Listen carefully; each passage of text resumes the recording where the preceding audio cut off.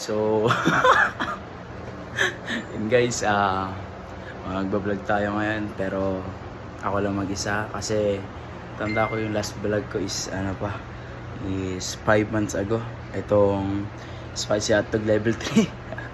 So, ang gagawin ko ngayon is magbablog ako, magluluto ako ng adobo sa iga.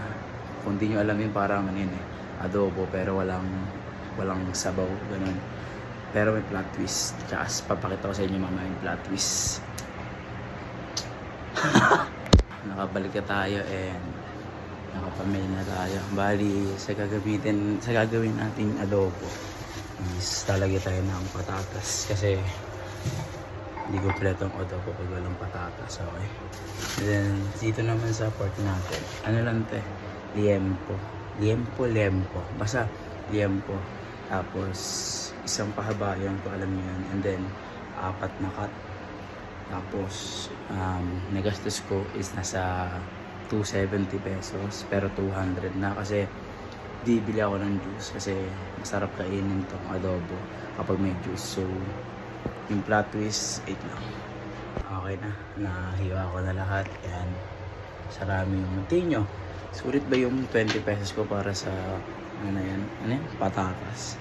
So, ito yung plot twist. Ang gagawin natin is, ito kasi, nasira kasi yung cordon eh. Dati naman nyo, pumutok to. So, delikado siya gamitin. Kaya, ang gagawin natin ngayon is, di siya delikado talaga. Gagawin natin ngayon is, itong kanin na to, isasalin muna natin sa isang sasalinan. Tapos, hugasan ko and then doon tayo magluluto. Kasama kayo. Okay. Nalinis ko natin yung kanin. Ito na yung Hindi ko alam kung nagluluto to kasi warm lang nakalagay. Pero, I take the risk kung kung dito maluto, sayang pera ko. So, gagawin ko is tutuyuin ko muna siya. Wait lang. So, ayan. Natuyo ko na siya. And then, tingin ko naman is umiinit siya eh. Umiinit naman siya. So, wait ko lang uminit. And then, pag medyo umaano na, is ang gagawin ko is talagyan ko ng mantika. And then, piprito ko yung baboy. Basta may kita nyo. Is, nasalang na natin. Naghiwa tayo ng bawang. Kaso walang sibuyas. Akala ko, nakita ko rito sibuyas. Yung pala, itlog na pula. Walang kwenta. Yeah. So, ito na. Tingnan nyo. Okay siya. Habi sa inyo. Kaya yan. Ang next kong gagawin is maghintay kasi yun lang kailangan kong gawin eh. So guys, hindi ko alam kung nanonood kayo pero tandaan nyo ba yung setup ko dati sa dito. Tingnan nyo. Pagmamayabang ko lang. Ito na yung laptop. Ito yung monitor ko. Regalo sa akin yan kasi 18 na ako and I'm so proud of it. Yeah. Kaso mag-isa lang ako nabubuhay dito sa Kitang Ali Street. Oh, puntahan nyo ako dito sa May 16 kasi wala na ako dito. Okay. Tapos yung rep ko pala. Ayan. Sira pa din.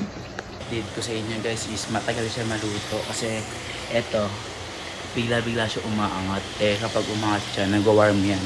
Ang ibig sabihin ng warm is hindi siya naluluto. So, kailangan kong i-press down para para maluto siya. Tapos nakalimutan ko na babatrip kasi ako. Kasi panay siya taas ito. So, ginawa ko is nilagay ko na lahat. Then, haluin na natin. Nabatrip na ako, naiinis na ako. Hindi ayaw niya umayos. So, lagyan natin ang tubig to. Then, hayaan natin kumulo ng 1 oras. At gutom na ako. Hindi ko pa alam kung maluluto to. Hindi ko na alam kung maluluto pa to. Naluluto siya, pero ang hindi ko alam is kung adobong iga pa ba to. Kasi, naglalawa na siya sa sobrang daming sabaw. Hindi ko naman masyado dinamay yung sabaw. Medyo nilagyan ko lang. Pero, ba't ganun guys? Ay, success. Okay, masarap siya guys. Hindi, masarap siya kasi nakita ko kasi tinan niya. Oh.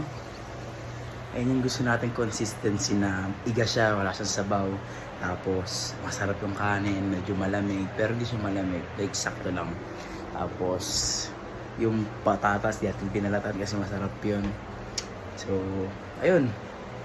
Kakain na ako and thank you sa bahay na to kasi maraming memories na binigay sa akin and hindi ko makakalimutan lahat yun. And dito ko rin nakasama sila Ashton, mga kaibigan ko, mahal ko sa buhay. Tapos maraming naganap dito, maraming beses ako pinagalitan dyan sa baba kasi maingay nga, yung ganyan sa paa.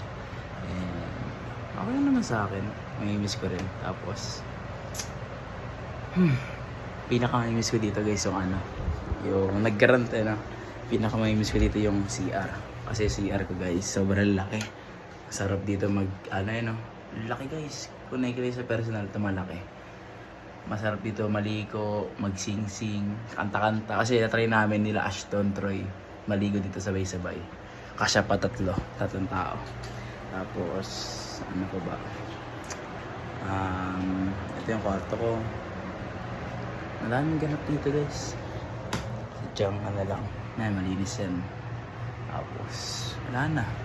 Ito yung ko. Yan. So, hanggang mabasag yung baso. So, hanggang sa muli guys. Thank you sa lahat. Thank you sa lahat ng supporters natin dyan. Sa dalawang supporters dyan. Hindi ko alam kung sino yung isa. Nag-like ng video ko eh. So, yeah. That's it guys. Mahal na mahal ko kayo. Update ko kayo kapag nasa Batangas na ako. Bye bye.